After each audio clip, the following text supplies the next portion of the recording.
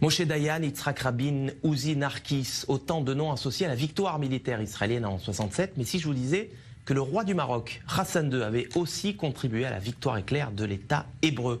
Info, Intox, Johanna Binder, bonsoir. Bonsoir. Alors, est-ce que Israël a effectivement gagné cette guerre de 67 grâce à l'aide du Maroc? Eh bien, sans le Maroc, Israël n'aurait peut-être pas gagné la guerre des 6 jours. Alors, tout commence en 1965, on est 2 ans avant que débute la guerre des 6 jours.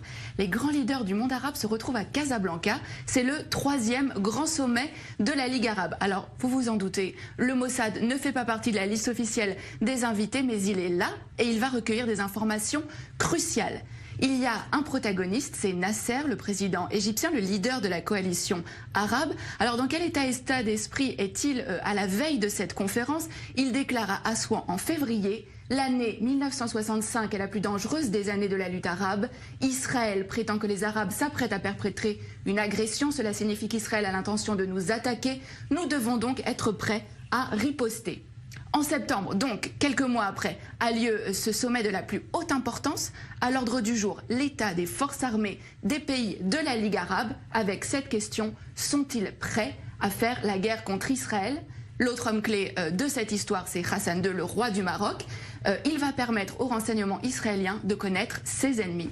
Et c'est à ce moment-là que le Mossad va donc entrer en action. Oui, absolument. Le Mossad va donc préparer cette opération en amont de la conférence.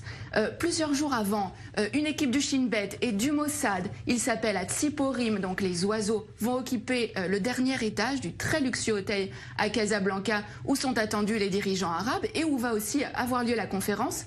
Mais la veille de ce sommet, Hassan II est pris de panique et il somme les agents israéliens de quitter l'hôtel. Mais au terme de cette conférence, il va livrer aux agents israéliens l'enregistrement complet de cette conférence. Hassan II a tout enregistré en secret. Il n'a pas confiance dans les invités de la Ligue arabe. C'est à peine croyable. Mais qu'est-ce que les Israéliens vont bien pouvoir découvrir sur ces cassettes? Alors, les enregistrements vont révéler qu'il est question de créer un commandement arabe unifié pour mener les hostilités contre Israël. Et le point crucial, c'est que les rangs arabes sont profondément divisés. On va pouvoir entendre des échanges extrêmement vifs entre Hussein de Jordanie, mais aussi Nasser. Et alors, ce qui est vraiment important, c'est que les nations arabes vont vraiment révéler leurs faiblesses. Elles ne sont absolument pas préparées pour une guerre contre Israël. Et c'est vraiment sur la base de ces informations-là que Tsahal va lancer les premières opérations de la guerre des 6 jours en 67. Alors voilà un dirigeant arabe sunnite qui est censé être solidaire de ses homologues arabes. Pourquoi Hassan II a-t-il fait ce choix? Qu'est-ce qui l'a motivé? Alors, ce qu'il faut savoir, c'est qu'avant déjà ce sommet, le Maroc et Israël entretenaient déjà des relations stratégiques. Hassan II avait accepté que des juifs marocains émigrent vers Israël, en échange de quoi Israël fournissait une aide logistique au Maroc, notamment en formant ses militaires.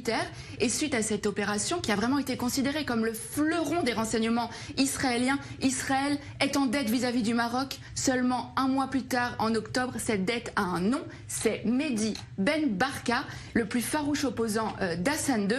Le Mossad participe à l'opération Baba Batra. L'objectif, c'est faire disparaître absolument Ben Barka, Baba Batra aux initiales donc de Ben Barka, mais c'est aussi le nom d'un traité du Talmud. Le Maroc a donc été un allié indispensable à Israël dans la guerre des 6 jours, même si, on le voit bien, aucun cadeau n'est gratuit. La petite histoire de la grande histoire. Merci Johanna Binder pour ces détails croustillants, digne des plus grands films d'espionnage. Merci d'être passé nous voir sur le plateau du Mag-Orient.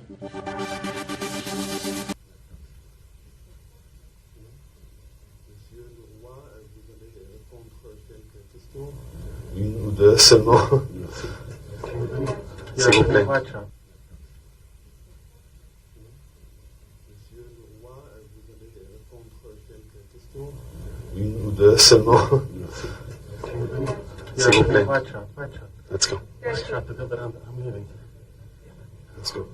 One second.